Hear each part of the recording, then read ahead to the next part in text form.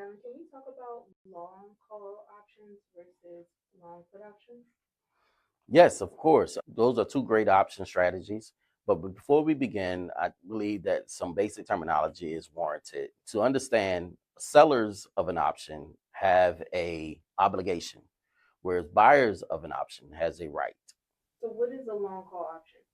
A loan call option is basically a buyer has the right or reserves the right to purchase a stock at a specific price by an expiration date. Basically, in this strategy, the option buyer is believing the stock is going to rise in value. Okay, and what are the advantages of a long call? The advantages of a loan call is basically is limited risk, whereas you can lose is your premium paid, and in addition, it has highly leverageable, meaning you control a lot of shares with less capital. Okay, and what are the disadvantages? The disadvantages with a loan call is basically is time decay involved, and each day that you own it, it loses value.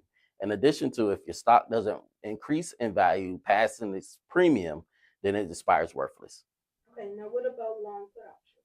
Loan put options is basically the inverse, but it's a bearish strategy. Is the basically the buyer has the right to sell a stock at a specific price by an expiration date, and in this strategy, you believe the stock is going to decline in value. And what are the advantages of a long put? The advantages of a loan put is pretty similar, limited in risk. The most you can lose is your premium, and it serves as a hedge or portfolio insurance. So as your stock decline, your option contract increase in value.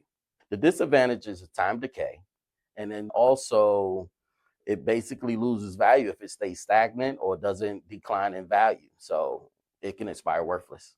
The main difference is the long call is a bullish strategy. Basically, you believe the stock is going to increase in value, so you try to appreciate off the value of the increase.